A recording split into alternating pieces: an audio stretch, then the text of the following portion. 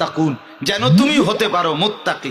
এখন আবার কমাইয়া এসে কইতেছে রমজানের 1 মাসের রোজা, রমজানের 1 মাসের ইবাদত, রমজানের 1 মাসের সেহরি, রমজানের 1 মাসের ইফতারি, রমজানের 1 মাসের তারাবি, রমজানের 1 মাসের দোয়া, রমজানের 1 মাসের কান্নাকাটি, এটাও তো ইবাদত। এই এদ্দুর ইবাদত দিয়েই লাআল্লাকুম তাত্তাকুন, তুমি মুত্তাকি হয়ে যাবা আর জান্নাতীও হয়ে যাবে। অতএব রমজানের 1 মাস দিয়েই 11 মাস দিয়ে যেই কোর্স এটা কমাইয়া আনছি, এটা 1 ফাইল দিয়েই 1 মাস দিয়েই মুত্তাকি তোমারে বানিয়ে দেব, আর মুত্তাকি হলেই তুমি জান্নাতি। জান্নাতি এই জন্য যেন আল্লাহ বলে রমজানের চাঁদ দেখে বন্দিগি শুরু করো, ঈদের চাঁদ দেখে জান্নাতে ঢুকো। আমি বুঝি এদ্দুর। রমজানের চাঁদ দেখে কি শুরু করো? ইবাদত শুরু করো। ঈদের চাঁদ দেখে কি করো? জান্নাতে ঢুকো।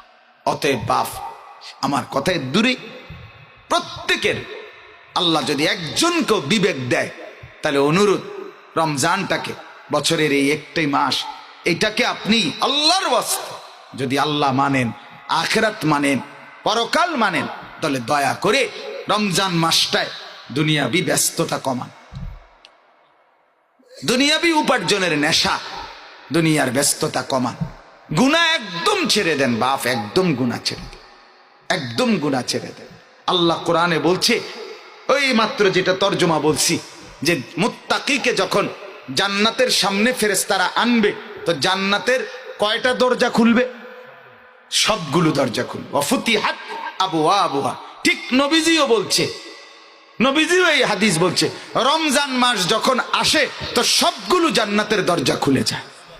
তাহলে ওই যে মুত্তাকির জন্য সব দরজা খুলে, রমজান মাসেও সব দরজা খুলে, তার মানে আল্লাহ মূলত রমজান দিয়া তার বান্দাকে মুত্তাকি বানাবে, আর সবগুলো জান্নাতের দরজা খুলে তার যেই কোনো দরজা দিয়া জান্নাতেই শুধু ঢুকাবে।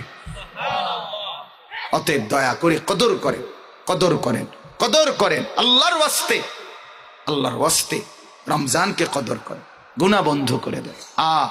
রমজান মাসের যখন চাঁদ ওঠে, আল্লাহর কসম, আল্লাহর একজন ফেরেশতা ডাক দিয়ে বলে গোটা পৃথিবীবাসীকে, ইয়া বাগিয়াল খাইরি আকবিল, ও তোমরা যারা যারা নেক কাজ করতে আগ্রহী, এগিয়ে আসো, এগিয়ে আসো।